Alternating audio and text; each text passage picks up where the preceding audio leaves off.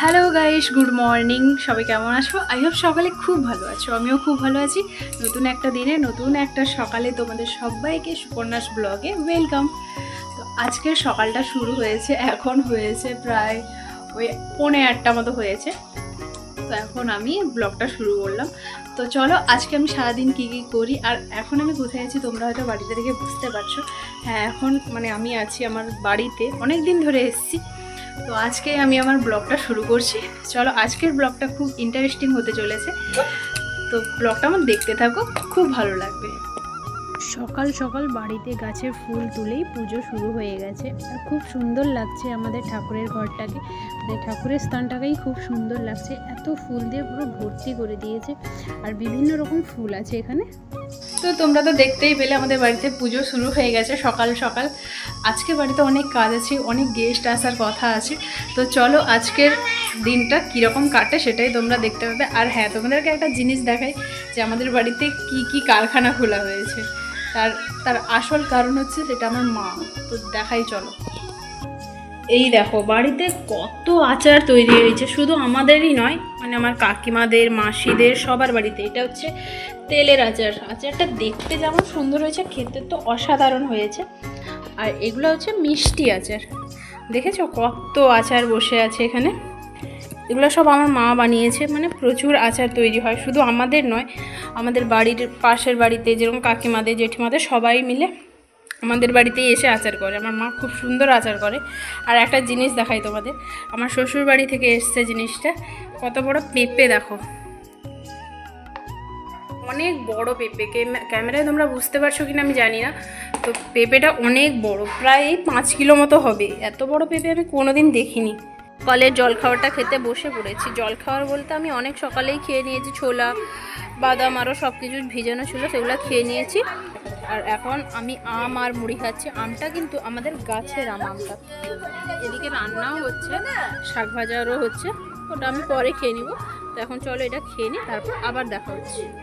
খাওয়া দাওয়ার পর আমিও বসে পড়েছি একটু বাড়ির কাজে। তো আজকে অনেক রকম রান্না বান্না হবে, ওই জন্য আমিও একটু সবজিগুলো কাটতে বসে পড়েছি। সবাই মিলেই করছি যাতে তাড়াতাড়ি কাজটা হয়ে যায়। আর এখন ভীষণ গরম, তো তাই জন্য সকাল সকালই সব কাজটাই করে নেওয়া হচ্ছে, কারণ আজকে বাড়িতে বিশেষ অতিথি আসার কথা। দেখো এদিকে আমি মাংস ধুতে শুরু করে দিয়েছি, কারণ আমি মাংস না ধুলে আমি মাংস খাই না, আমার কীরকম ঘৃণা লাগে। এদিকে হাফ ধুয়ে রেখেছি আর এদিকে হাফ ধুবো। তো এই মাংসটা অনেকটাই আছে, জানি না তোমরা দেখে কতটা বুঝতে পারছো। তো আমি এদিকে মাংসটা ধুয়ে নিচ্ছি। দাঁড়াও আমি ভাইকে একটু দিই যে সে ক্যামেরাটা ধরুক।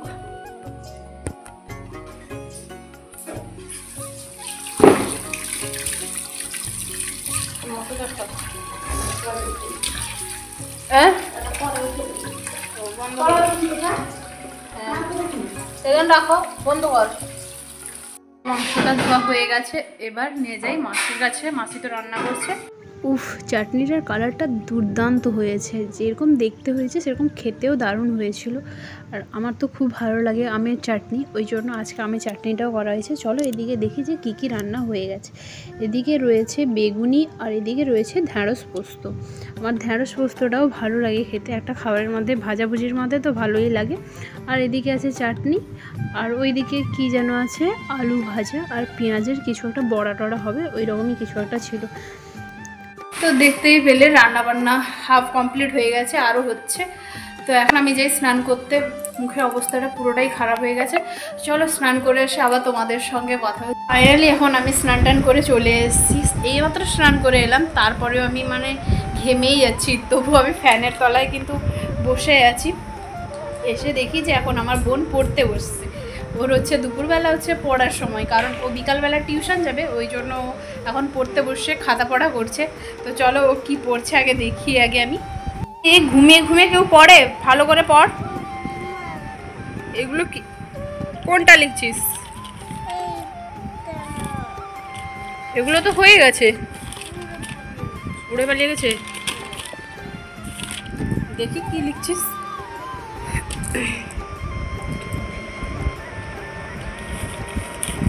দেখি এইগুলো, এটাতে কি করতে বলেছে? তুল ও দেখি, চারটে সংখ্যা লিখতে বলেছে। তো ও আবার ঘুমিয়ে পড়ে, পড় উঠে, তাড়াতাড়ি করে নে খাতা পড়াটা। আর এদিকে আমার মাসির ছেলে, ও ঘুমিয়েছে বলে এও ঘুমিয়ে যাচ্ছে। ঠিক আছে, তুই পড়াটা কর তাড়াতাড়ি, দিলে ঘুমাবি পুচুকু। তো চলো এখন আমি যাই, আমার মা মাসি আর ওরা কী করছে। তো আবার দেখা হচ্ছে তোমাদের সঙ্গে একটু পরে। একদম ভালো লাগছে না, মানে কোনো বাইরে বেরোতে একদমই ভালো লাগছে না, সবসময় ফ্যানের তলায় বসতে ইচ্ছা করছে। এইমাত্র তো স্নান করে এলাম, পুরোটাই ঘেমে গেছি। তো চলো এখন যাই। চিকেনটা কীভাবে ফুটছে দেখো, অসাধারণ কালার একটা এসছে চিকেনটা। আরও অনেকটাই বাকি আছে রান্না হতে, এখনও কমপ্লিট হয়ে যায়নি। এদিকে আলুটা, এবার আলুটা দিয়ে দাও।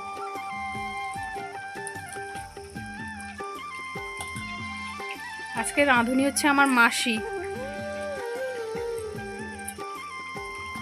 আজকে মাকে বলেছিলাম যে আজকে আমরা সবাই কলা পাতাই খাবো, ওই জন্য মাও চলে গেছে কলা পাতা আনতে, আর পিছন পিছন আমার মাসির ছেলে যাচ্ছে।